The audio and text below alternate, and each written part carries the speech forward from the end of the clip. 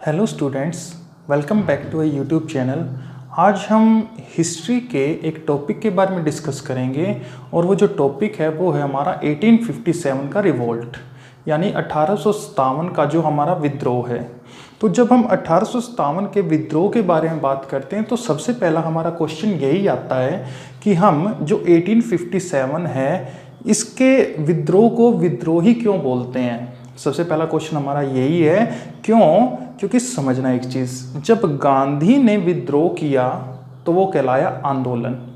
ठीक है, अब किताबों में आपको अलग अलग चीज़ें लिखी हुई मिलेंगी। कोई तो कहेगा 1857 का विद्रोह है, कई किताबों में मिलेगा आपको 1857 की क्रांति है और कई अपना कॉपी पेस्ट करके ये बोल देंगे कि ये 1857 का मतलब रिवोल्ट है, मतलब अलग अलग स्वतंत्रता संग्राम है। लेकिन एक्चुअल में किताबों में ये बात गलत लिखी हुई है। आपको सिर्फ एक चीज़ समझनी है कि क्रांति होगी, आंदोलन हो गया, उग्रवाद हो गया, इन सब के कुछ लक्षण होते हैं और उन लक्षण के बेसिस के ऊपर ही हम उसको विद्रोह रखते हैं। या तो हम उसको विद्रोह बोलेंगे या हम उसको मतलब आंदोलन बोलेंगे। समझना ये कॉन्सेप्ट बहुत ही इंपॉर्टेंट है कि गांधी ने जो विरोध किया तो वो क्या कहलाया? आंदोलन। लेकिन 1857 में जो विरोध हुआ वो क्या कहलाया? रिवोल्ट, यानी विद्रोह कहलाया। तो इसके कुछ लक्षण होते हैं विद्रोह के। किसी भी कॉन्सेप्ट को सीखने से पहले हमेशा हमें क्यों का आंसर जानना होता है। अब हमारा जो पहला क्वेश्चन बनता है कि 1857 का जो विद्रोह है वो विद्रोह एक्चुअल में है क्यों। ठीक है, अब हमें कई बार बता देते हैं कि 1857 का हमारा पहला विद्रोह था, लेकिन एक्चुअल में 1857 का जो विद्रोह था ये हमारा पहला विद्रोह नहीं था। कई किताबों में आपको लिखा हुआ मिलेगा ये हमारा पहला सैनिक विद्रोह था, लेकिन वो किताबों में गलत लिखा हुआ है। एक्चुअल में इससे पहले भी एक सैनिक विद्रोह हो चुका था और वो सैनिक विद्रोह हुआ था 1806 में। और वो कहाँ पे हुआ था? वो हुआ था वल्लोर में। ये कहाँ पे है? ये पहले मद्रास में था, आज वर्तमान में तमिलनाडु में है। और ये किसकी वजह से हुआ था? वहाँ पे एक लेफ्टिनेंट थे जिनका नाम था सर जॉन कैड्रॉक। ठीक है, उन्होंने क्या क्रिएट कर दिया था कि जैसे अपना उस सेना में बहुत ज़्यादा भर्ती होते थे, क्योंकि उस वक्त जैसे आज के टाइम पे रेलवे है सबसे बड़ा सेक्टर है इसका जॉब का, तो उस टाइम पे सेना ही सबसे बड़ा सेक्टर होता था जॉब का। तो उसमें क्या किया, जैसे जो सिख हो गए वो अपना पगड़ी रखते थे, जो पंडित हो गए, पुरोहित हो गया, हिंदू हो गए वो अपना तिलक तलक लगाते थे, और जो जैनिज्म मतलब जो वो हो गए, जो मुस्लिम हो गए वो क्या करते थे? अपना पूरा दाढ़ी रखते थे। अब इन्होंने जो 1806 में वल्लोर में जो विद्रोह हुआ था, प्रथम सैनिक विद्रोह वही था, उसमें सर जैन जो कोड्रिक थे उन्होंने क्या किया? उन्होंने एक रूल बना दिया, कोड बना दिया। उन्होंने क्या कोड बनाया कि जितने भी हमारे सैनिक हैं वो एक टोपी पहनेंगे। अब वो टोपी किससे बनी होती थी? वो बनी होती थी सूअर और गाय की चर्बी से, इसलिए उसका विरोध हुआ। तो एक्चुअल में जो हमारा 1857 का रिवोल्ट है वो वास्तव में पहला सैनिक विद्रोह नहीं था, उससे पहले एक विद्रोह हो चुका था। अब हम बात करते हैं कि जो 1857 का विद्रोह है उसको हम विद्रोह ही क्यों बोलते हैं। ठीक है, उसको आंदोलन क्यों नहीं बोलते? तो उसके कुछ लक्षण होते हैं। विद्रोह के क्या होते हैं? कुछ लक्षण होते हैं, और उनमें से जो पहला लक्षण होता है वो क्या होता है बच्चे? पूर्व नियोजित नहीं होता। अब ये पूर्व नियोजित से क्या मतलब है? अब पूर्व नियोजित का मतलब है कि आप पहले से कोई भी चीज़ डिसीजन नहीं लेते। ठीक है, आपको जब हम बताएंगे आगे कि मंगल पांडे का उसका कोई लेना देना नहीं था, उसको ये मतलब नहीं था कि मुझे ये विरोध करना है। उसके माइंड में एक पहले से ही सेट हो चुका था कि अगर किसी ने मुझे कुछ कहा तो मुझे विद्रोह करना ही करना है। जैसे मैं आपको एक ऐसे समझा देता हूँ। मान लो कोई स्टूडेंट आता है क्लास में, उसको पहले दिन बिल्कुल समझ में नहीं आता, फिर वो अपना सोचता है कि चलो कोई नहीं, सीख जाएंगे सीख जाएंगे सीख जाएंगे। 23 दिन हो जाते हैं, 25 दिन हो जाते हैं, लेकिन उसको कुछ समझ में नहीं आता। टीचर अपना एक दिन क्या करता है, उससे खड़ा होकर के पूछता है कि बता भाई इस क्वेश्चन का आंसर बता, और वो सहन करता रहता है कि भाई देखो चलो अब तो समझ में नहीं आ रहा, ऊपर से ये अब टीचर जो है क्वेश्चन भी पुटअप कर रहे हैं। अब वो क्या करेगा? अब वो क्या करेगा? विद्रोह करेगा। तो एक्चुअल में इस कॉन्सेप्ट को ऐसे डेवलप करना है कि ये दीर्घकालिक होता है। ठीक है। और ये पूर्व नियोजित नहीं होता, उस बच्चे को नहीं पता था कि मुझे क्या करना है, लेकिन जब हद से ज़्यादा बात बढ़ जाती है तब विद्रोह की कैटेगरी स्टार्ट हो जाती है। यानी सबसे पहला जो इसका लक्षण होता वो होता पूर्व नियोजित नहीं होता, इसमें पहले से डिसीजन नहीं लिया जाता कि मुझे ऐसे ऐसे प्लानिंग करके करना है, ये अनप्लैंड एक्शन होता है। इसको अगर हम समझें तो ये बिल्कुल पूर्व नियोजित नहीं होता, अनप्लैंड होता है। यहाँ पे आप लिख सकते हैं कि ये जो होता है अनप्लैंड होता है। और मैं आपको इसका रीज़न भी बताऊंगा। जब मंगल पांडे ने जब वो मतलब गन को जो राइफल को चलाया था, उसके माइंड में क्या रीज़न थे जिसकी वजह से उसने गोली चलाई। सुअर और चर्बी की वजह से उसने गोली नहीं चलाई थी, उसके कुछ और रीज़न थे, ठीक है, वो हम डिस्कस करेंगे। दूसरा क्या है, विद्रोह का कारण जो होता है वो एक दीर्घकालिक होता है। विद्रोह की पहली क्वालिटी है, इसके लक्षण होंगे, हम विद्रोह किसको कहेंगे, जो सबसे पहला पूर्व नियोजित नहीं होगा यानी अनप्लैंड होगा। दूसरा विद्रोह का कारण दीर्घकालिक होता है। अब दीर्घकालिक समझना कैसे, आपको पता है कि प्लासी का युद्ध हुआ था। अब प्लासी के युद्ध के बाद प्लासी के युद्ध के हुआ था वो 1757 में, उसके बाद पूरे एग्जैक्ट 100 साल बाद प्लासी के युद्ध के बाद अंग्रेजों का जो शासन था वो अपना शोषण करना शुरू कर गए थे इंडियंस का, और एग्जैक्ट 100 ईयर्स लेटर ये विद्रोह हुआ। अब समझना, जैसे मैंने उस बच्चे का एग्जाम्पल लिया, पहले दिन उस बच्चे को नहीं समझ में आया, वो सोचा कोई नहीं सीख जाएंगे। 2 दिन बाद, 3 दिन बाद, 4 दिन बाद, लगातार उसको कुछ नहीं समझ में आ रहा। फिर अपना वो कोचिंग में एक दिन टीचर ने क्या किया, उसे पूछ लिया, बता अब इसका आंसर बता। अब तो हद हो गई भी, उस स्टूडेंट को क्या लगा, तो हद हो गई। यानी कि एक दीर्घकालिक कारण था, यानी कि पहले दिन से उसको कुछ समझ में नहीं आया, वो चलता रहा। 23 तारीख को या 25 तारीख को उसने क्या कर दिया, भाई मुझे नहीं पता, अब मुझे कुछ नहीं समझ में आ रहा, मैं क्लास छोड़ के जा रहा हूं। तो ये जो विरोध है, ये कैसा विरोध है, ये दीर्घकालिक है। यानी कि आपको हमेशा याद रखना है कि विद्रोह के अंदर ये लक्षण होता है कि वो हमेशा दीर्घकालिक होता है।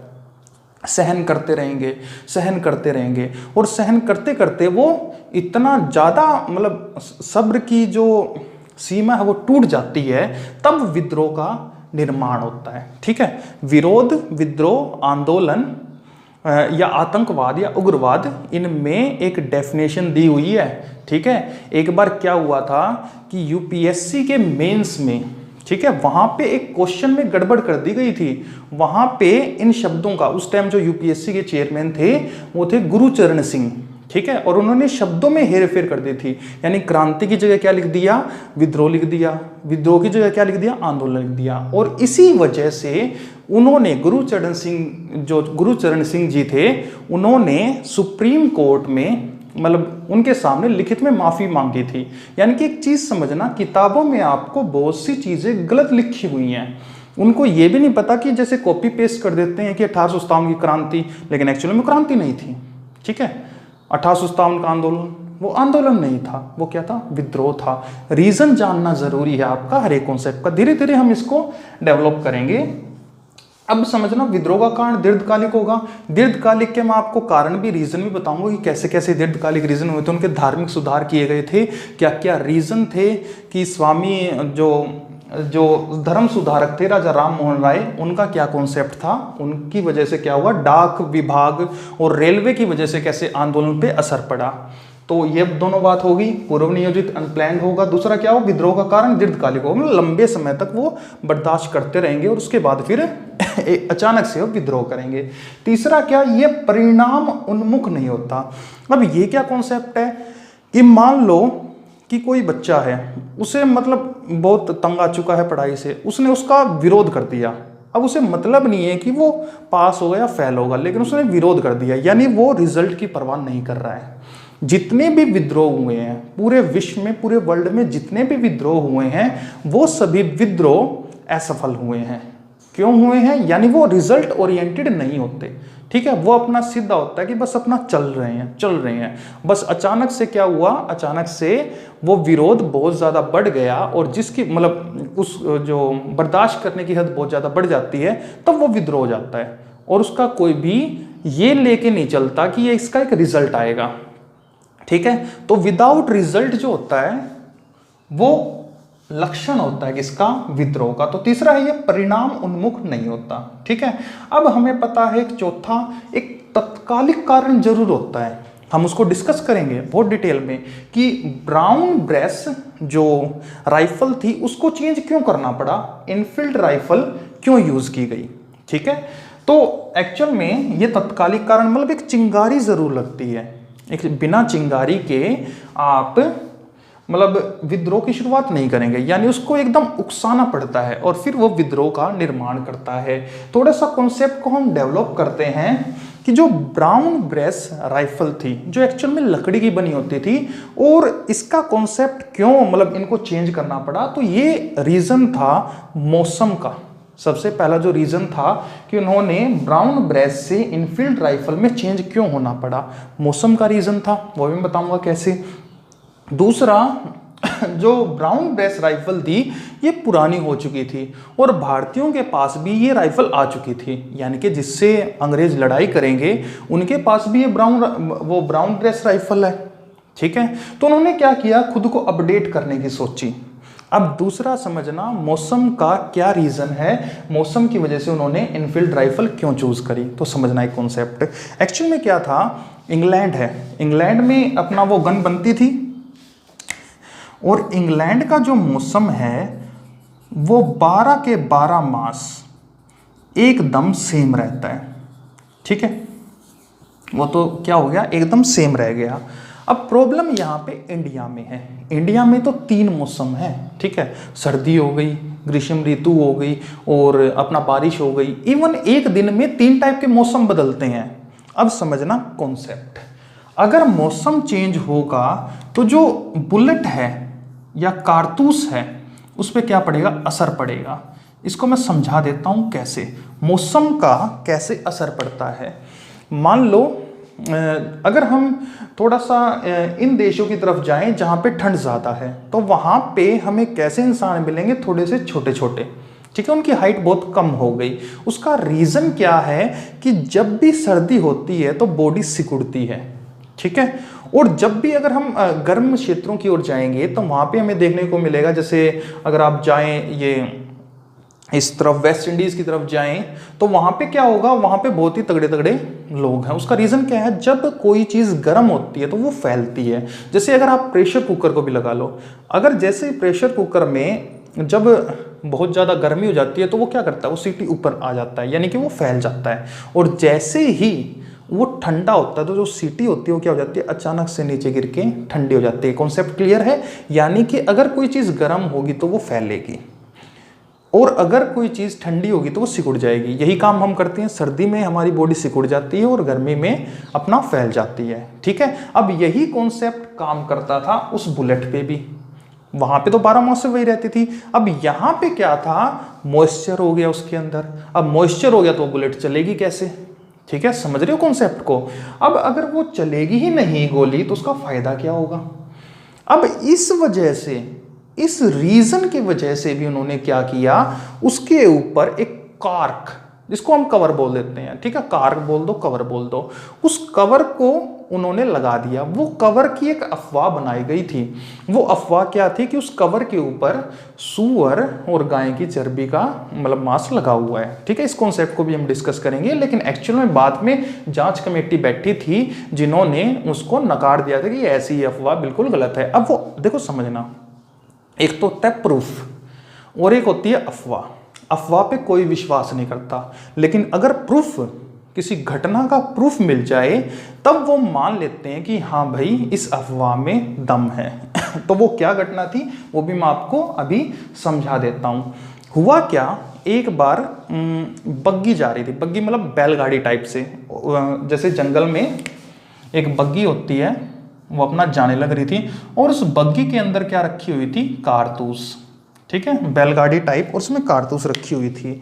अब हुआ क्या, एक तो अफवाह फैली हुई थी, अब उस अफवाह को आग लगाने का काम इस घटना ने कर दिया। वो घटना क्या थी, उसमें क्या हुआ कि वो दुर्भाग्यवश वो जो बुग्गी थी वो पलट गई। अब पलटने के बाद क्या हुआ, जितनी भी कारतूस थी वो सभी जगह फैल गई। अब जंगल में कारतूस फैल गई।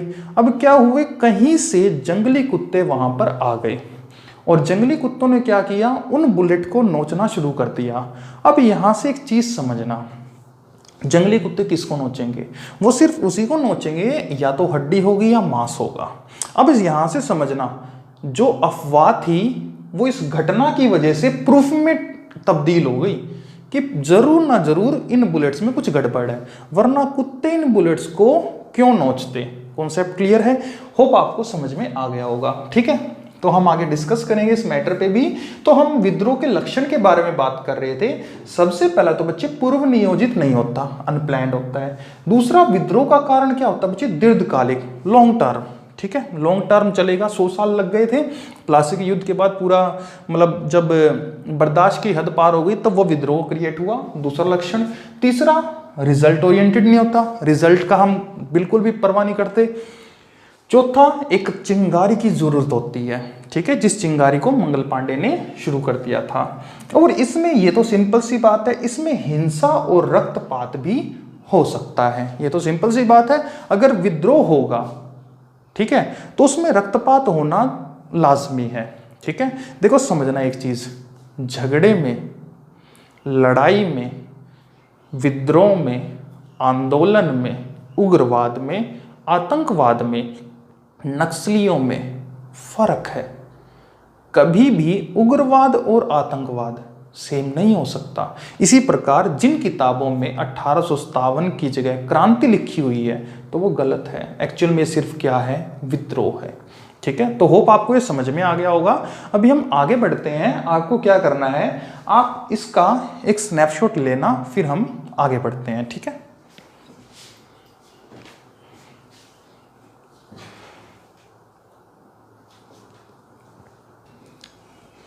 तो बच्चों अब हम आगे बढ़ते हैं। अब हम जो विद्रोह था 1857, उस विद्रोह के कारण के बारे में जिक्र करते हैं। देखो बच्चों, अगर पढ़ना हो तो डिटेल में पढ़ना। अधूरी जो नॉलेज होती है वो हमेशा खतरनाक होती है। अगर आप अधूरी नॉलेज रखोगे तो दिक्कत आएगी। जब भी पढ़ो तो कंप्लीट पढ़ो, हर चीज़ का कॉन्सेप्ट है। एक्चुअल में हिस्ट्री में फैक्ट्स जो हैं उनके रीज़न हैं। ठीक है, जितने भी आपके फैक्ट्स बने उनके कुछ ना कुछ रीज़न हैं, और उन्हीं रीज़न को हम डिस्कस करने वाले हैं। अगर आपको सिर्फ मैं लिखवा दूं कॉपी में और अपना कॉपी में सारा कुछ लिखा हुआ है तो कोई फ़ायदा नहीं है। कॉन्सेप्ट को समझना और कॉन्सेप्ट को ही डेवलप करना। तो अब हम 1857 के रिवोल्ट की बात करते हैं। हमने जान लिया कि रिवोल्ट के मतलब क्या क्या लक्षण होते हैं, क्या क्या उसके अंदर क्वालिटीज होती हैं जिसके लिए हम उसको विद्रोह कहते हैं, रिवोल्ट कहते हैं। तो अब हम विद्रोह के कारण के बारे में डिस्कस करते हैं। तो पहला जो हमारा आता है वो आता है राजनीतिक या प्रशासनिक कारण। जो उनका प्रशासन था, मैंने आपको पहले ही अभी बताया कि उस टाइम पे, जैसे आज के टाइम पे जो सेक्टर है जहां पे सबसे ज्यादा नौकरियां हैं वो है रेलवे, और उस समय पर सबसे ज्यादा जो नौकरियां थी वो किस में थी? आर्मी के अंदर। इसीलिए आर्मी में ज्वाइन करना काफी लोग पसंद करते थे। अब वहां पे प्रशासनिक प्रॉब्लम उनके साथ बहुत ज्यादा थी, इस वजह से उन्होंने भी विद्रोह को क्रिएट किया। उसमें जो पहली थी वो थी डलहौजी की हड़प नीति। ये तो आपने पढ़ाई है, इसको फैक्ट्स में हम डिजिटल जो क्लास लेंगे ना उसमें आपको डिटेल से समझाएंगे कि डलहौजी की हड़प नीति क्या थी। ये एक्चुअल में इसलिए बुलाया गया था ताकि अपने प्रशासन को, जो ब्रिटिश ईस्ट इंडिया कंपनी है, इसको विस्तार किया जा सके। ठीक है, अब इसका कॉन्सेप्ट क्या था? ये इस तरीके से चलता था कि किसी ना किसी तरीके से इन पे जो बाकी राजा हैं, भोले भाले हैं, इन पर क्या किया जाए? कुशासन का आरोप लगा दिया जाए। ठीक है, और कुशासन के आरोप में इनको यहां से हटा दिया जाए और अपना ब्रिटिश क्राउन के अंदर, ब्रिटिश उसमें कंपनी में इसको मिला लिया जाए। ठीक है, ये इनका एक कॉन्सेप्ट था विस्तार करने का। डलहौजी की एक हड़प नीति थी। इसमें क्या था? पहला जो था, फैक्ट की बात करें तो सितारा हड़पा गया था। ठीक है, पहला जो था, लेकिन हमें एक्चुअल में रीजनेबल पढ़ना है। फैक्ट तो आपको किताबों में मिल ही जाएंगे। तो समझना, जो ये हड़प की नीति थी, इससे क्या हुआ? जो जितने भी राजा थे, जितनी भी प्रजा थी, उनके अंदर क्या आ गया कि भाई ये तो हमारे शुभ चिंतक नहीं है, ये तो सिर्फ और सिर्फ क्या है? अपना भला सोच रहे हैं, सिर्फ अपने बारे में सोच रहे हैं। तो डलहौजी की जो हड़प नीति थी वो सबसे ज्यादा मेन रीजन था इसका 1857 के विद्रोह का। ठीक है, पहला तो ये रीजन हो गया। दूसरा क्या था, योग्यता के बावजूद भी भारतीयों के साथ उचित सम्मान नहीं, नस्लीय भेदभाव होता था। अब जो प्रशासन में जितने भी सैनिक थे, मान लो सूबेदार हो गया, कोई भी छोटी पोस्ट पे लग गया, उनको प्रमोशन ही नहीं था। ठीक है, ना तो उन्हें कोई प्रमोशन मिलता था, ना ही उनके साथ अच्छे तरीके से उस सेना में अच्छा व्यवहार होता था। प्रशासनिक में उनको मतलब बिल्कुल नीचे, उन तिरस्कार, नस्लीय भेदभाव रखते थे, काले गोरे का टाइप से उनके साथ रखते थे। तो ये रीजन भी विद्रोह का कारण बना। तो दूसरा रीजन था, योग्यता के बाद भी भारतीयों के साथ उचित सम्मान नहीं। ठीक है, यानी उनको अच्छी प्रेफरेंस नहीं मिलती थी, कितना ही पढ़ाई कर लो, कितना ही अच्छा कर लो, वो योग्यता थी लेकिन फिर भी उनको ऊपर पोस्ट पे नहीं पहुंचने दिया जाता था। अब दूसरा एक और कॉन्सेप्ट हो गया, न्यायालय की जो भाषा में परिवर्तन कर दिया। अब जो वो थे, जो ये अपना उस टाइम पे जो शासन था, उस टाइम जो राजाओं की भाषा थी वो थी एक्चुअल में फारसी, लेकिन उन्होंने ज़्यादा क्या दिया, जोर दिया अंग्रेजी पर। अब कोई भी भाषा है, जैसे हम हैं, इंडियंस हैं, हम क्या सोचते हैं, अभी जो हिंदी है वही मातृभाषा है, इसी को आगे प्रेफर करना चाहिए। इंग्लिश को हम एक्चुअल में ज़्यादा प्रेफर नहीं करते, लेकिन फिर भी इंग्लिश को थोपा जा रहा है। तो इस वजह से भी थोड़ा सा उनके साथ प्रॉब्लम क्रिएट हो गई थी। उन्होंने कहा कि ये जो है न्यायालय की भाषा में परिवर्तन है, ये भी हमें बिल्कुल अच्छा नहीं लग रहा है प्रशासनिक सेवा में। ठीक है, अब उसके बाद क्या हुआ, रियासतों का निरंतर दमन करने का प्रयास। अब अंग्रेज क्या कर रहे थे, अपनी पावर को बढ़ाने के लिए बार बार लड़ाइयां कर रहे थे। ठीक है, अपना मतलब उल्लू सीधा कर रहे थे सभी पे। अपना ये देखा कि हाँ यहाँ पे ज्यादा रेवेन्यू अर्न हो रहा है, उस पर अटैक कर दिया, उसको जीत लिया, हड़प लिया उसको, या वहां पे उस पर कुशासन का आरोप लगा के तो उनका दमन करना शुरू कर दिया था। इसलिए भी प्रशासनिक कारण हुआ था ये विद्रोह का। नेक्स्ट है पेंशन का निलंबन। अब प्रॉब्लम ये थी, जो प्रशासन में जितने भी सैनिक थे, ठीक है, तो सैनिकों को रिटायरमेंट के बाद पेंशन तो मिलेगी, लेकिन किन सैनिकों को, जो अंग्रेजी सैनिक थे, जो इंडियन सैनिक थे या जो इंडियन सोल्जर थे, उनकी पेंशन भी बंद कर दी।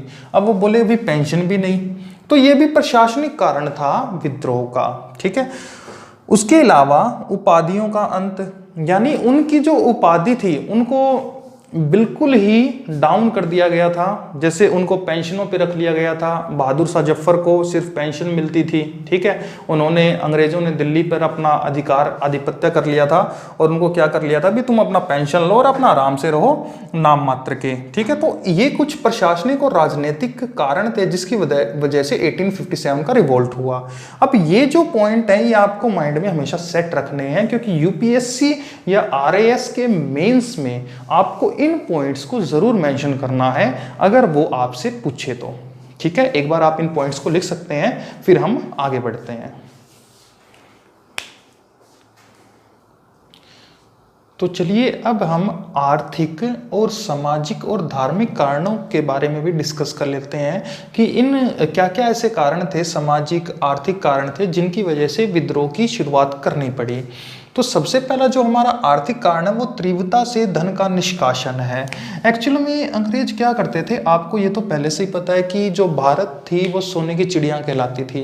ये क्या करते, भारत का जितना भी मटेरियल, जितना भी सोना चांदी जितना भी था, सब कुछ क्या करते, यहाँ से लूट करके और अपना इंग्लैंड में भेजते थे।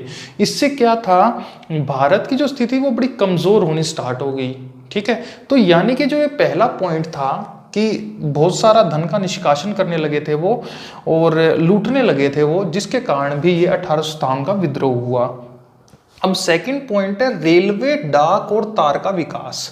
अब यहां से कई कॉन्सेप्ट क्रिएट होते हैं कि भाई 1857 के विद्रोह में रेलवे का क्या काम हो सकता है, या डाक या तार का विकास होने से इस पे 1857 के विद्रोह पे क्या असर पड़ेगा। तो समझना बच्चे कॉन्सेप्ट एक्चुअल में है क्या, जब रेलवे का मतलब शुरुआत की गई अंग्रेजों ने, तो उस टाइम जो भारतीय थे उनके लिए तो बिल्कुल नई थी।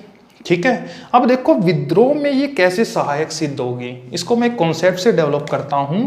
मान लो दिल्ली के लोग हैं, दिल्ली में भारतीय रहते हैं, फिर दिल्ली से ट्रेन चली और वो रुकी आगे जाके बहादुरगढ़। ठीक है, अब बहादुरगढ़ से आगे ट्रेन चली, वो आगे मान लो रोहतक, और रोहतक से आगे जाके रुकी जींद। ठीक है, देखो कैसे 1857 के विद्रोह में ये कैसे काम करेगी रेलवे। अब दिल्ली से मान लो कुछ अपना भारतीय जो लोग थे उन्होंने पहली बार स्टार्टिंग में तो अपना बैलगाड़ी थी और पहली बार देखा भी ये रेल क्या चीज़ है, अपना कोई मशीनगिरी है कोई टाइप से, तो उन्होंने एक बार ड्राइव करने के बारे में सोचा। तो अपना दिल्ली के लोग बैठे, दिल्ली के जो भारतीय लोग बैठे वो आगे चल के किससे मिले, बहादुरगढ़ में रहने वाले लोगों से। आपस में बातचीत हुई कि भाई तुम कहाँ से, मैं दिल्ली से, तुम कहाँ से, मैं भाई बहादुरगढ़ से, और अपना दोस्ती बन गई। ठीक है, अब ये जो दोनों दोस्त बने इन्होंने आपस में बातें शेयर की कि भाई क्या प्रॉब्लम चल रही है। तो इन्होंने क्या कहा, दिल्ली वालों ने अंग्रेजों से प्रॉब्लम है, बहादुरगढ़ वालों ने अंग्रेजों से प्रॉब्लम है। बहादुरगढ़ क्या हुआ, ये आगे चला रोहतक, रोहतक जा करके यहाँ के लोग ऊपर मतलब उसमें ट्रेन में चढ़े, फिर उनसे भी मुलाकात हुई, आपस में बातचीत हुई। क्या हुआ भाई, अंग्रेजों की वजह से बड़ी प्रॉब्लम है। जींद में आए, जींद के लोगों ने कहा अंग्रेजों को तो तहस नहस कर देना चाहिए हमें। ठीक है, मतलब समझ में आ रहा है आपको कॉन्सेप्ट। इस रेल ने लोगों को, भारतीय लोगों को आपस में जोड़ दिया, और जब आपस में ये जो लोग मिले तो उनमें क्या क्रिएट हुआ कि भी सबसे बड़ी जड़ क्या है, अंग्रेज हैं। सभी के लिए प्रॉब्लम की जड़ क्या है, अंग्रेज हैं। तो रेलवे ने इस प्रकार से इस विद्रोह को क्रिएट करने में मदद की थी। अब दूसरा क्या है, डाक तार का विकास। ठीक है, देखो ये जो डाक तार था ये अंग्रेजों ने इस वजह से चलाया था ताकि सूचनाओं का आदान प्रदान अच्छी तरीके से हो सके। अब जो इंडियंस थे, जो भारतीय सैनिक थे, वो अपना आर्मी में काम करते थे, और आर्मी से मतलब ये तो हो गया आर्मी में। और घर पे क्या था, घर का जो माहौल था वो कुछ ऐसे था कि जो वाइफ होगी वो अपना घूंघट में रहेगी और घर से बाहर कदम नहीं रखना। ठीक है, तो एक घटना का जिक्र बताता हूँ जो कि आपको किताबों में मिलेगा, या आप अगर अच्छे लेवल की अच्छी किताबें पढ़ेंगे तो उसमें आपको ये घटना का जिक्र मिल जाएगा। तो डाक और तार का कॉन्सेप्ट स्टार्ट हो गया। अब इसमें क्या हुआ, घर से मान लो एक डाकिया होता था। ठीक है, ये आपको पता ही है, पहले ज़माने में डाकिया ही क्या करता, अपना पढ़ता, उस पर लिखता, पढ़ के भी सुनाता, घर पे पहुंचाता, और ऐसे पत्रा व्यवहार होता था। ठीक है, सूचना के लिए बहुत ज़्यादा अच्छा था। अब हुआ क्या, जो ये घर से मतलब डाकिया घर पे कोई भी लेटर लेके आता तो घर पे जो वाइफ होती थी वो तो उसको पढ़ नहीं सकती थी क्योंकि उस टाइम तो अनपढ़ थे।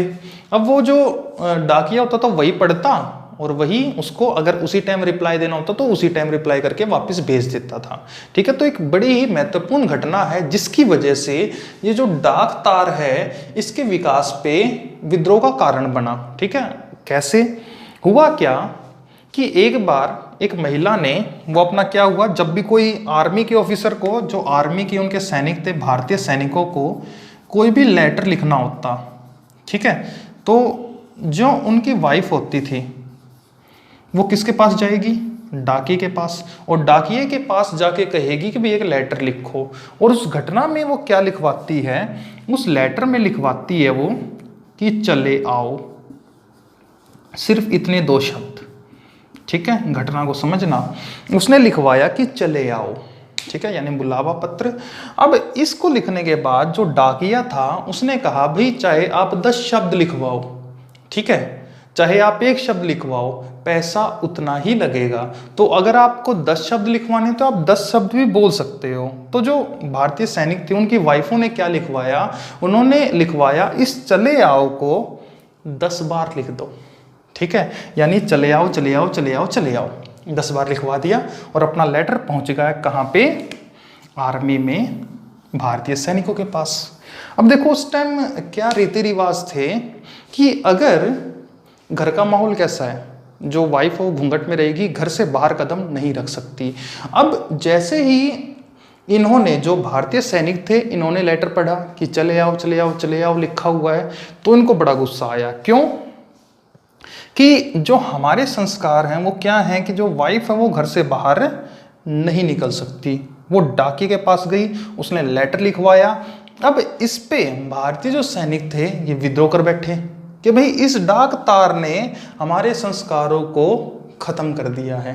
ठीक है, कि जो हमारे घर की महिलाएं हैं वो ऐसे लेटर लिख रही हैं, और ये उस टाइम पर एकदम ये था कि ये तो बहुत गलत बात है, ठीक है, कि इस डाक तार की वजह से क्या हो रहा है, हमारे जो संस्कारों का पतन होने लग रहा है, ठीक है। तो यानी कि जो डाक तार और रेलवे था ये भी उनके विद्रोह का कारण बन गया था कि ये डाक तार भी खत्म होनी चाहिए, ठीक है। इसकी वजह से हमारी जो महिलाएं हैं उनके संस्कार भी खत्म हो रहे हैं। तो कॉन्सेप्ट क्लियर है ये। तो रेलवे और डाक तार की वजह से भी उनके क्या हो गया था, विद्रोह का कारण बना था, ठीक है। और भारत में कुटीर उद्योग थे, उनका भी दमन हो रहा था, ठीक है। अंग्रेज चाहते थे कि वो उनके अकॉर्डिंग काम करें, ठीक है। वे घर के जितने भी हमारे जो इंडिया में बहुत ज़्यादा कुटीर उद्योग थे, घर पे बनाने वाले काम जिनको हम बोल देते हैं, तो उनका भी निरंतर दमन हो रहा था, खाने के लिए रोटी नहीं बच रही थी उनके पास। तो ये भी कुछ कारण थे विद्रोह के। ये तो हो गए आर्थिक कारण। अब सामाजिक और धार्मिक कारण की वजह से भी क्या हुआ था, विद्रोह हुआ था 1857। कॉन्सेप्ट को अच्छे से समझना। 1813 में अधिनियम पारित हो गया, ईसाई मिशनरियों को धर्म प्रचार में छूट मिल गई। अब इंडिया जो है ये एक्चुअल में धर्म के प्रति उस टाइम हिस्ट्री में आपने पढ़ाई होगा, धर्म के प्रति आपस में लड़ाई झगड़ा बहुत ज़्यादा होता रहता था। और इसी में ईसाइयों को क्या हो गया, धर्म प्रचार करने में छूट मिल गई, यानी वो अपना धर्म प्रचार कर सकते थे।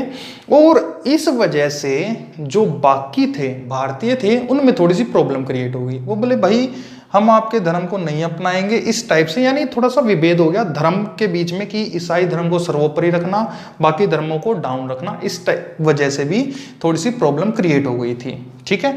यानी धर्म में ये जो अधिनियम आया था इसकी वजह से भी 1857 का विद्रोह में मतलब स्टार्टिंग में इसने महत्वपूर्ण भूमिका निभाई थी। ये हम पहले से जानते हैं कि जो ये कारण है, ये जितने भी कारण हैं ये दीर्घकालिक कारण हैं, ठीक है। रीजन है इनके पीछे कि ये रीजन थे, इस वजह से विद्रोह हुआ। हम लक्षण जान चुके हैं कि विद्रोह के क्या क्या लक्षण हैं, वो 5 लक्षण मैंने लिखवाए थे। उनमें एक ये भी था कि दीर्घकालिक तक मतलब काफी लंबे समय तक वो बर्दाश्त करते हैं, और ये उन्हीं में से था। उसके बाद हुआ सती प्रथा का अंत, सबसे मेन, सबसे ज्यादा धार्मिक कारण ये अंत होना।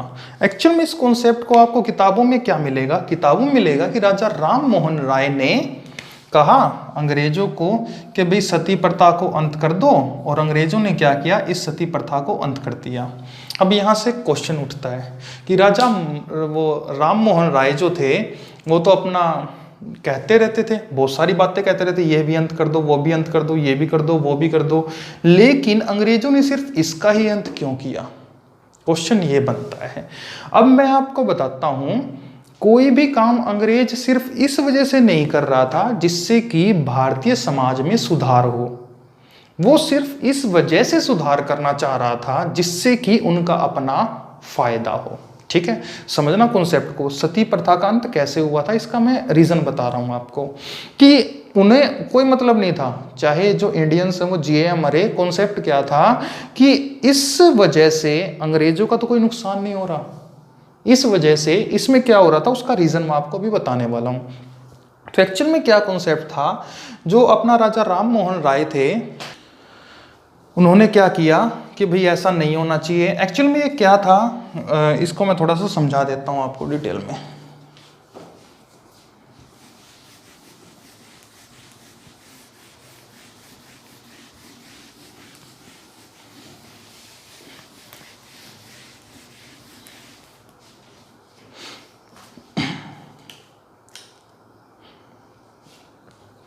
एक्चुअल में ये कॉन्सेप्ट क्या था, 510 ईस्वी में, ठीक है। सती प्रथा के बारे में थोड़ा सा समझा देता हूं क्योंकि आपको मेंस में लिखना आ सकता है, आरएएस के मेंस में या यूपी पीसीएस में। तो 510 ईस्वी में आपको पता है गुप्त काल था, ठीक है। और गुप्त काल में क्या था, एक राजा थे जिनका नाम था भानुगुप्त, ठीक है।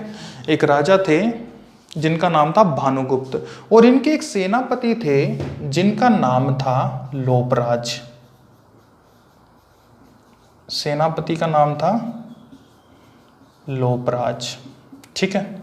और ये क्या हुआ, इनके साथ जो लोपराज थे, मालवा पर हमला हो गया हुणों का, उसमें लोपराज जो थे ये सेनापति मारे गए, ठीक है। और इसमें क्या हुआ, जब इनकी चिता को जलाया गया तो जो उस टाइम इनकी वाइफ थी, उन्होंने क्या किया, लोपराज की जो चिता थी इसमें खुद को जला लिया और सती हो गई। ठीक है, तो ये कॉन्सेप्ट था, लेकिन मैं आपको बता देता हूँ ये कॉन्सेप्ट यहाँ से स्टार्ट हुआ था। ठीक है, अगर हम वेदों के बारे में जानकारी करेंगे तो वेदों में इसका कोई जिक्र नहीं है। ठीक है, वेदों में अगर आप अथर्ववेद भी पढ़ोगे तो उसमें साफ साफ लिखा है कि अगर किसी मतलब महिला का हस्बैंड एक्सपायर हो जाता है तो वो जो महिला है वो 10 विवाह भी कर सकती है, ये अथर्ववेद में लिखा हुआ है। ठीक है, तो ये जो कॉन्सेप्ट है ये यहाँ से स्टार्ट हुआ था। अब इसको देखने के बाद कुछ मूर्ख लोगों ने क्या किया, इसको बड़ा ही मतलब रिस्पेक्टफुल माना। ठीक है, इनका जो इनकी वाइफ थी इनका महिमा मंडल किया गया बहुत अच्छे तरीके से कि ये तो बहुत ज़्यादा अच्छी बात है, ये उन्होंने सती हो गई। तो इस प्रकार से कॉन्सेप्ट क्रिएट हुआ था सती प्रथा का कि ऐसे ऐसे। अब यहाँ से जो भारतीय थे उन्होंने कॉन्सेप्ट बनाया कि जो भी महिला का पति एक्सपायर हो जाता है तो उसे क्या होना पड़ेगा, सती होना पड़ेगा। और सती होने का क्या कॉन्सेप्ट है कि वो उनसे उतना ही ज़्यादा प्रेम करते हैं। ठीक है, यानी उसे सती होना पड़ेगा। अब ये जो सती होने का कॉन्सेप्ट आया, इसमें क्या करते थे वो, जैसे ही मान लो एक्सपायर हो गए उनके हस्बैंड, तो वो क्या करते थे,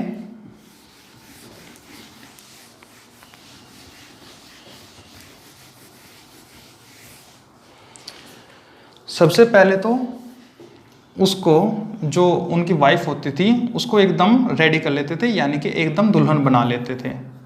ठीक है, और साथ में उसको ले जाते थे कहाँ पे, शमशान में। और वहाँ पर यहाँ पे उनके हस्बैंड की चिता हो गई और उसके साथ ही एक और चिता बनाई जाती थी।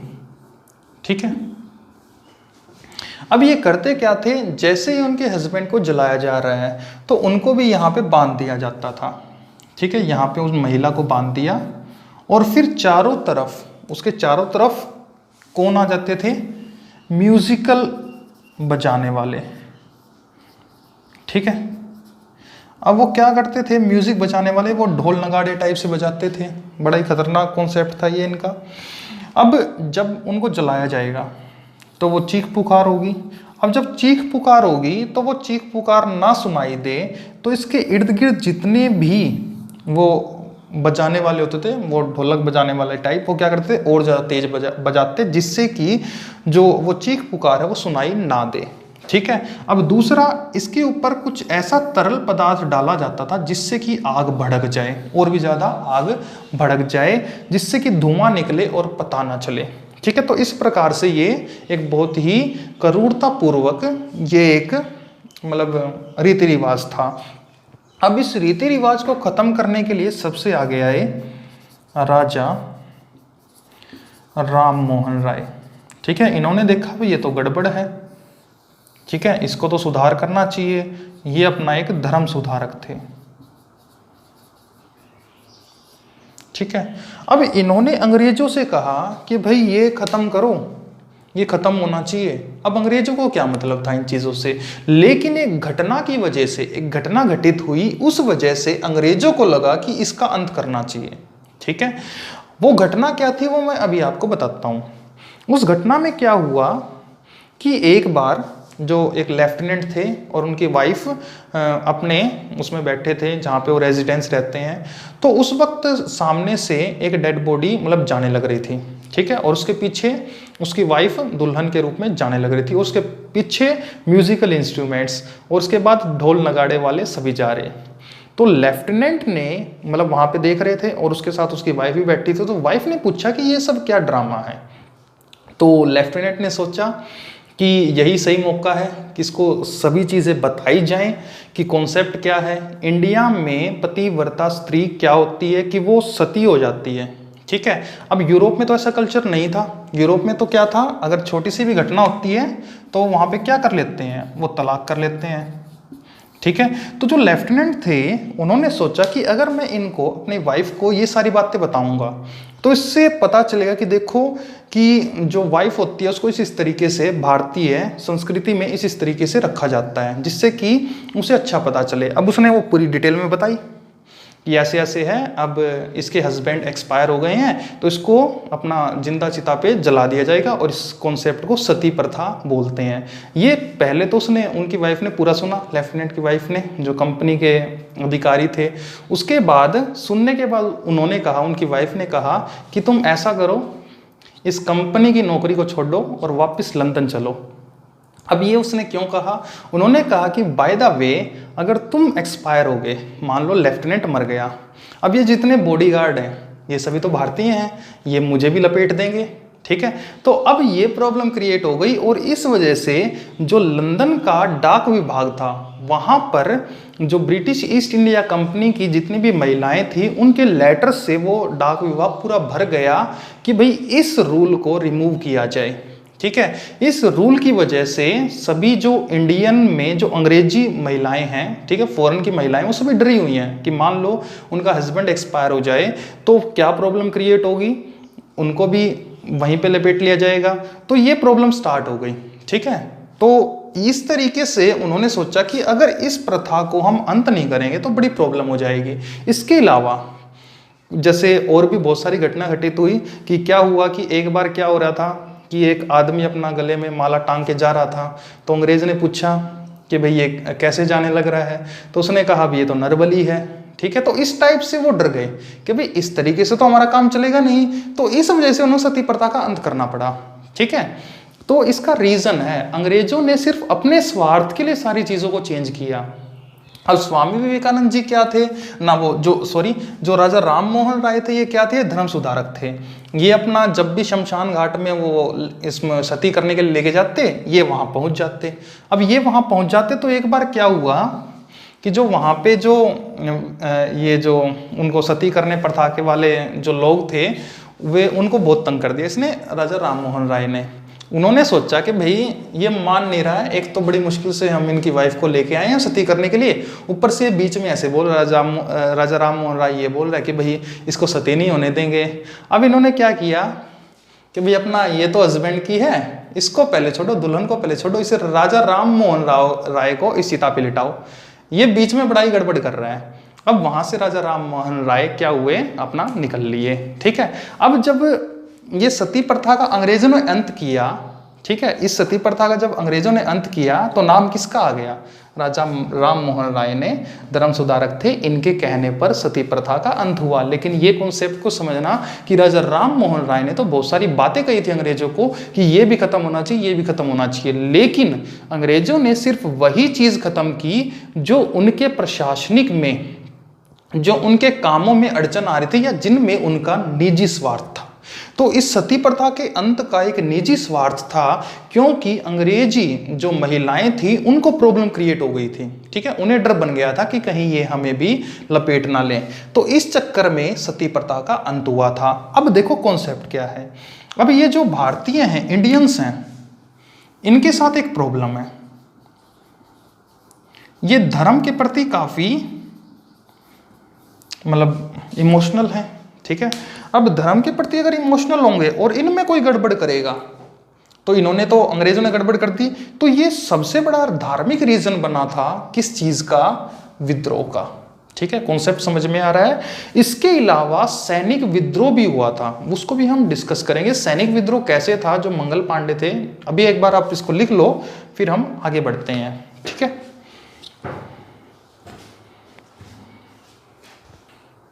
तो चलिए बच्चे, अब हम तत्कालिक कारण के बारे में जिक्र कर लेते हैं कि तत्कालिक कारण के कारण ऐसा कौन सा कारण था जिससे विद्रोह स्टार्ट हुआ, ठीक है।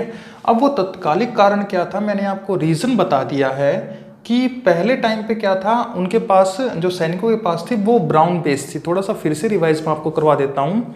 एक्चुअल में जो ब्राउन बेस गन थी उसके अंदर जो लोड किया जाता था, उसमें जो वो बारूद होता था या वो जो बुलेट होती थी उसमें मॉइस्चर पकड़ लेती थी, ठीक है। क्योंकि मौसम का कॉन्सेप्ट था, मैं आपको बता चुका हूँ कि इंग्लैंड का मौसम 12 मास सा सेम रहता है, इंडिया में मौसम चेंज होता रहता है, जिससे कि वो जो गन थी वो कई बार, जो बुलेट थी वो कई बार नहीं रन करती थी, नहीं चलती थी। अब उन्होंने क्या किया, इस मतलब प्रॉब्लम से निजात पाने के लिए उन्होंने उसके ऊपर कवर चढ़ा दिया, कार्क लगा दिया। अब वो जो कवर था उसकी एक अफवाह थी कि इस पे सुअर और गाय की चर्बी का मांस लगा हुआ है। अब प्रॉब्लम ये थी कि जो सुअर है ये मुस्लिम समुदाय के लिए घृणित है, ठीक है, और जो गाय है ये हिंदुओं के लिए पवित्र है। अब दोनों का धर्म में थोड़ा सा प्रॉब्लम हो जाएगा। अब इनके माइंड में क्या आ गई थी, एक मतलब इसके ऊपर तो ये कवर है और हम इसको यूज नहीं कर सकते। प्रॉब्लम क्या हुई, एक और यहीं से क्वेश्चन बनता है कि उन्होंने सिर्फ मुंह का ही क्यों इस्तेमाल किया। ठीक है, अगर वो चाहते तो किसी और औजार का, कैंची का भी तो इस्तेमाल कर सकते थे उस गन को काटने के लिए। तो समझना बच्चे इसका रीज़न क्या था। अब वो ट्रेनिंग कर रहे थे, अब ट्रेनिंग करते करते अगर वो गन को ऐसे रखेंगे, एक हाथ में गन है एक हाथ में पिस्टल है, अब उसको मतलब वो बुलेट है, अब बुलेट को डालना आज के टाइम पे ऐसे नहीं सीधा डाल दिया, उसमें क्या करते पहले बारूद डालते थे, फिर उसको ऐसे खींचते थे, खींचने के बाद उसमें सेट करना पड़ता था लोहे के मतलब ट्रिगर के साथ, और उसके बाद फिर वो गन चलती थी। ठीक है, अब इस हाथ में पिस्टल है, अगर नीचे रखोगे तो ये तो गलत हो जाएगा, कोई और उठा के ले जाएगा, ये तो रूल के खिलाफ है, गन को नीचे नहीं रखना। दूसरा, इस हाथ में बुलेट है, अब बचा क्या ऑप्शन, अब मुंह ही बचा, तो इस वजह से मुंह से ही काटते थे, ठीक है, उस बुलेट को। तो उन्होंने मौसम की वजह से यानी कि अच्छे लेवल की राइफल मंगवा ली थी, ब्राउन बेस से चेंज कर लिया उन्होंने इनफील्ड राइफल के। अब इनफील्ड राइफल को चेंज करने के बाद ठीक है हुआ क्या, मैं आपको एक क्वेश्चन और बता देता हूं, ये कई बार पूछा जा सकता है। इन कारतूसों का, जो कारतूस आई थी, इनका परीक्षण भी होना था, और ये परीक्षण कहाँ कहाँ होना था, पहला तो हरियाणा के अंबाला में होना था, दूसरा बंगाल के दमदम जगह पे होना था, और तीसरा जो फिलहाल पाकिस्तान में है वो सियालकोट में इनका परीक्षण होता है कि ये कारतूस किस टाइप से चलती हैं। लेकिन दुर्भाग्यवश इनका प्रशिक्षण नहीं हुआ। अब क्या हुआ, ये गोलियां तो सभी को मिल गई। अब प्रॉब्लम ये हुई कि ब्रिटिश सरकार के पास एक रिपोर्ट आई, और उस रिपोर्ट में क्या आया कि जो ये बुलेट हैं इनका इस्तेमाल नहीं हो रहा है। ठीक है, इन बुलेट का क्या नहीं हो रहा, इस्तेमाल नहीं हो रहा। तो उन्होंने फिर अपना एक कमेटी बिठाई और पूछा कि भाई क्या कुछ रीजन है। तो सामने आई क्या, भारतीयों की धार्मिक भावनाएं।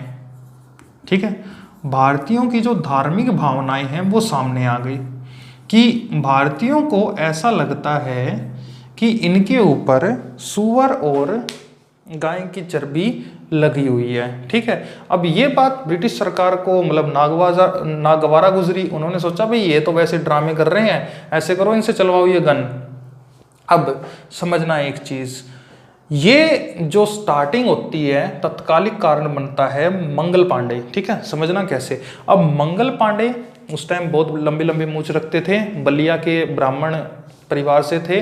तो ये पहले से ही मतलब इनका ये नहीं था कि मुझे ये मारना है, इसको वो करना है। मॉर्निंग में अपना नॉर्मल वॉकिंग कर रहे थे।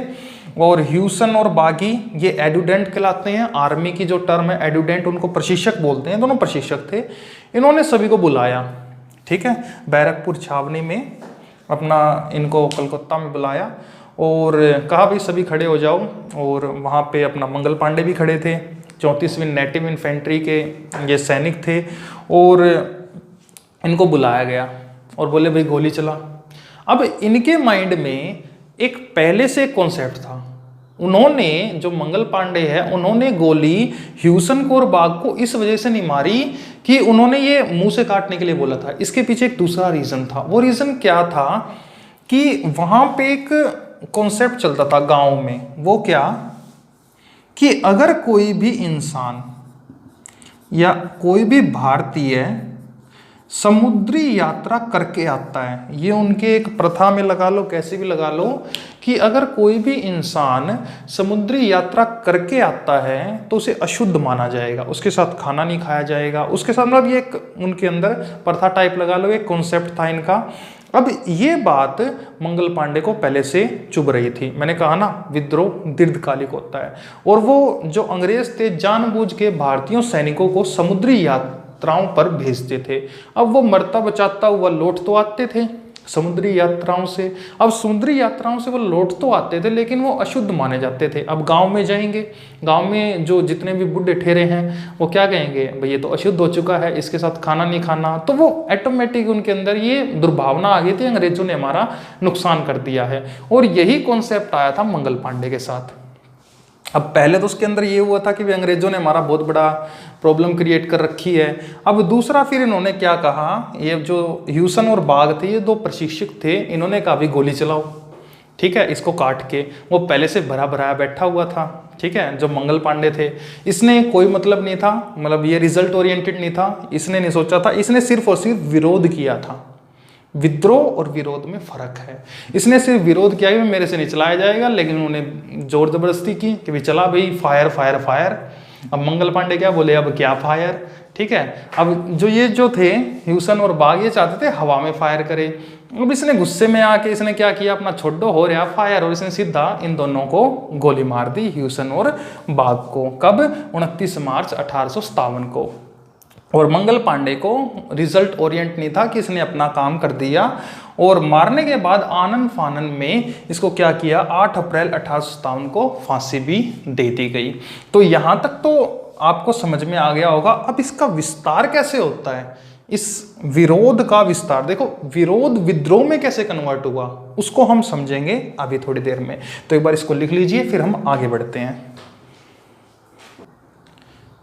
तो हमने क्या पढ़ा अभी कि मंगल पांडे ने अपना विरोध कर दिया। तो विरोध की जो बात थी वो अब पहुंची मेरठ, ठीक है। तो जो विद्रोह था उसका विस्तार कैसे हुआ उसके बारे में डिस्कस कर रहे हैं। जो मंगल पांडे की फांसी खबर थी वो मेरठ पहुंच गई।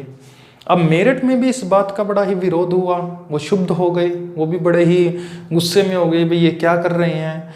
अब वहां पे कैसे स्टार्टिंग हुई ये भी समझना। मेरठ से हुआ क्या, गन का जो रीजन था वो तो अपना उधर था, ये इसमें मंगल पांडे के कॉन्सेप्ट में था। अब यहाँ पे क्या हुआ, जो 19वीं नेटिव इन्फेंट्री के जवान थे वो गुस्से में तो थे, ठीक है, लेकिन अब वो करें तो क्या करें। अब जो महिलाएं थी, जो मेरठ में महिलाएं थी, उन्होंने कहा इनके ऊपर क्या किया, इनकी तरफ चूड़ियाँ और बिंदी या सब कुछ फेंका उनके पास, ठीक है, प्रसाधन, कि अब तुम्हें क्या करना चाहिए, तुम कुछ काम के नहीं हो, तुम्हें ये चूड़ियाँ पहन लेनी चाहिए। अब ये बात मतलब ये घटना होने के बाद जो 19वीं नेटिव इन्फेंट्री के जवान थे उनका गुस्सा भड़क गया कि एक्चुअल में अब विद्रोह करना ही पड़ेगा। इस वजह से उन्होंने विद्रोह की शुरुआत कर दी। और विद्रोह की शुरुआत होने की अगर आप औपचारिक शुरुआत बोल रहे हैं तो वो क्या मानी जाती है, 10 मई 1857, ठीक है। और वो कहाँ से स्टार्ट हुई औपचारिक शुरुआत, वो हो गई थी मेरठ से। अब मेरठ से जैसी ये लड़ाई स्टार्ट हुई तो इन्होंने अपना, इसके फैक्ट के बारे में हम जब डिजिटल क्लास होगी उसमें डिस्कस करेंगे, अभी मैं आपको इस कॉन्सेप्ट को डेवलप करवा रहा हूँ, ठीक है। अब हुआ क्या, ये अपना निकल लिए, फिर अपना 10 मई को रात को ही निकल लिए और 11 मई को पहुँच गए कहाँ, दिल्ली। अब देखो समझना एक चीज़, यहाँ से मेरठ से निकल पड़े, उस टाइम तो अपना पैदल ही थे, और यहाँ पे यमुना नदी आई, ठीक है। तो मेरठ से जैसे ये निकले तो सूचना यहाँ से मेरठ से, क्योंकि मैंने आपको बता दिया उस टाइम रेल और डाक विभाग स्टार्ट हो गया था, उन्होंने मेरठ के जो अधिकारी थे उन्होंने बोल दिया कि भाई अपना विद्रोही अपना निकल चुके हैं, लेकिन ये नहीं पता कहाँ जाएंगे। तो जो विद्रोही थे वो रात को निकल लिए और यमुना नदी को अपना पार करके यहाँ पे पहुँचे दिल्ली में। बिल्कुल मॉर्निंग का समय था, ठीक है, दिल्ली वाले सोए हुए थे। अब यहाँ पे पहुँचते ही वहाँ पे एक आता है चुंगी घर, ठीक है। चुंगी घर एक जगह होती है, जैसे आज के टाइम पे जिसको हम क्या बोल देते हैं, टोल टैक्स बोल देते हैं। तो जो टोल टैक्स होता है उसे ही हम क्या बोल देते हैं, चुंगी घर बोल देते हैं, ठीक है। आज के टाइम का टोल टैक्स और उस टाइम का क्या कहलाता था, चुंगी घर। और इन्होंने क्या किया, इस चुंगी घर में जो सामने आया उसी को मार दिया और चुंगी घर में क्या लगा दी, आग लगा दी, ठीक है। और ये जो चुंगी घर था ये एक्चुअल में एक मकबरा था, ठीक है। और ये मकबरा किसका था, ये मकबरा था शाह आलम का, ठीक है। तो ये भी चीज़ आपको याद रखनी है कि ये शाह आलम का मकबरा था, और अंग्रेज़ों ने क्या, अंग्रेज़ों को तो कुछ लेना देना नहीं था कि ये मकबरा है, उन्होंने अपना डेंटिंग पेंटिंग किया और अपना ऊपर बना दिया एक अपना ये चुंगी घर। अब यहाँ पे इस पर क्या कर दिया उन्होंने, आग लगा दी। अब ये बढ़े आगे, आगे बढ़ते ही जो इनकी पहली भेंट हुई, वो भेंट हुई थी अंग्रेज़ों के राजनीतिक सलाहकार जिसका नाम था साइमन फ्रेचर, और इसको वो विद्रोही थे, उन्होंने इसको मार दिया। अब दूसरी भेंट किसके साथ हुई, वो बोले देखते हैं भाई ये शस्त्र कहाँ पे रखे हुए हैं। तो जो सेकंड भेंट हुई उनकी, वो ही शस्त्रागार के अध्यक्ष से, और जिनका नाम था कर्नल विलोवी। ठीक है। और जो कर्नल विलोवी थे, इनको इन्होंने मतलब विद्रोहियों ने इनको काफ़ी चोटिल कर दिया, लेकिन वो यहाँ से बच निकले। और बाद में, ठीक है, बच तो निकले थे यहाँ से, लेकिन बाद में चोट की वजह से इनकी भी मृत्यु हो गई। अब ये पहुँचे अपना लाल किले के पास, और लाल किले के पास पहुँचने के बाद इन्होंने क्या किया, अपना जयकारे नारे शुरू कर दिए और कहा हमें नेतृत्वकर्ता की ज़रूरत है। अब नेतृत्वकर्ता बहादुर शाह जफर। ठीक है। अब बहादुर शाह जो जफर थे, वो अपना ठल्ली जो होते हैं लोग, ठीक है, मतलब अपना बूढ़े ठेरे जो टाइप से होते हैं, वो अपना बैठे हुए थे, मतलब सो रहे थे एक्चुअल में। तो अपना उठे, उन्होंने कहा भाई क्या कुछ हो रहा है ये। तो उन्होंने कहा आप हमारे नेता बन जाओ। तो बोला मुझे क्या नेता बनने की जरूरत है, मैं अपना सही अपना पेंशन मिल रही है, मिर्ज़ा गालिब के साथ शेरो शायरी हो जाती है शाम को, और अपना फिर अपना घर को निकल लेते हैं सभी, अपना टाइम पास सही हो रहा है। तो ये बात उन्होंने बोल दी जो बहादुर शाह जफर थे। अब बहादुर शाह जफर तो अपना जी रहा था, टाइम पास कर रहा था, लेकिन उसके 3 बेटे थे। उन 3 बेटों ने क्या कहा, उनके बेटे का नाम था मिर्ज़ा मुगल, मिर्ज़ा हैदर और मिर्ज़ा कीसर। इन्होंने कहा कि भाई वैसे भी तो अपना अपमान हो ही रहा है यहाँ पे, ठीक है, क्यों ना आप इनके हेड बन जाओ, क्या पता हम जीत ही जाएं। ठीक है। तो उनके जो बहादुर शाह जफर थे, उनके बेटों ने उसे समझाया कि तो अपना नेतृत्वकर्ता बन जा, और वे अपना फिर इस वजह से वो नेतृत्वकर्ता बन गए, लेकिन उनका कोई मूड नहीं था नेतृत्व करने का। और उन्हीं में जो सेनापति, मतलब जो सेना नायक बना, सेना का नेतृत्व करने वाला बना, वो बना बख्ता सिंह। ठीक है। तो ये दोनों चीज़ भी आपको पता होनी चाहिए। और फिर उन्होंने लाल किले को, गेट को तोड़ करके अपना अंदर आ गए और क्या किया, विद्रोह की शुरुआत कर दी। तो होप आपको ये कॉन्सेप्ट अच्छे से समझ में आ गया होगा। तो एक बार आप इसको स्नैपशॉट ले सकते हैं, उसके बाद हम नेक्स्ट पार्ट की ओर चलते हैं।